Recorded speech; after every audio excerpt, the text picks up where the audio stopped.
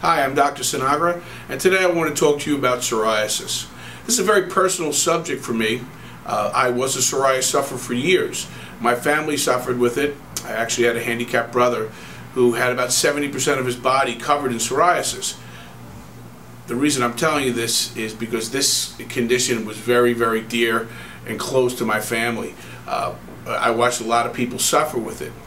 As a chiropractor, our whole premise is always to get to cause. But you can never get to the cause of psoriasis if you look at psoriasis like it's a skin condition. It's not a skin condition. And until I realized that and started changing my approach to taking care of myself and my patients, the results were always minimal. One topical solution, one cream, one steroid. It's not the answer. You have an autoimmune condition, not a skin condition. And the moment you look at it that way and you start approaching psoriasis as an autoimmune condition, you're on your way to getting healthy. Medicine tells us that psoriasis is idiopathic, unknown cause, and that's not true. The problem with autoimmune conditions, and many of them are classified as idiopathic, is there's not a silver bullet. There's not a one cause for one condition. And medicine likes to put that this way. This causes this. A plus B equals C. But it doesn't work that way with autoimmune conditions. There are multiple layers of multiple system breakdowns. And number one, it starts with a condition called dysbiosis. In psoriasis patients, dysbiosis is the number one cause of the skin lesions.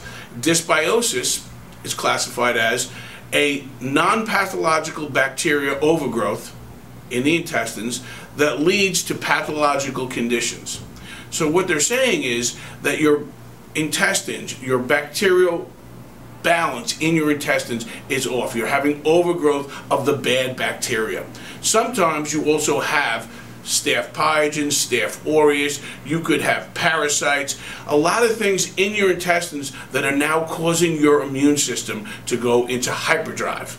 And when your immune system goes into hyperdrive, it attacks the wrong things. And some of the things it attacks is your skin, joints, and nails.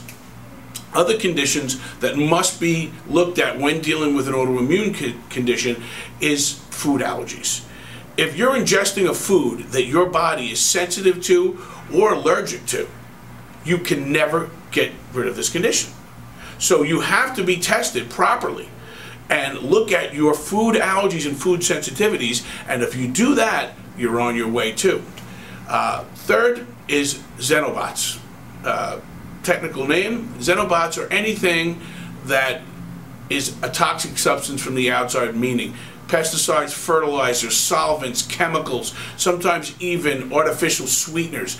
These things can have a reaction in your body and they can cause your immune system to interact with them and drive it again into hyperdrive. You got to test for that. You got to make sure you get rid of the xenobots if that's the problem. The fourth thing is hormonal imbalances.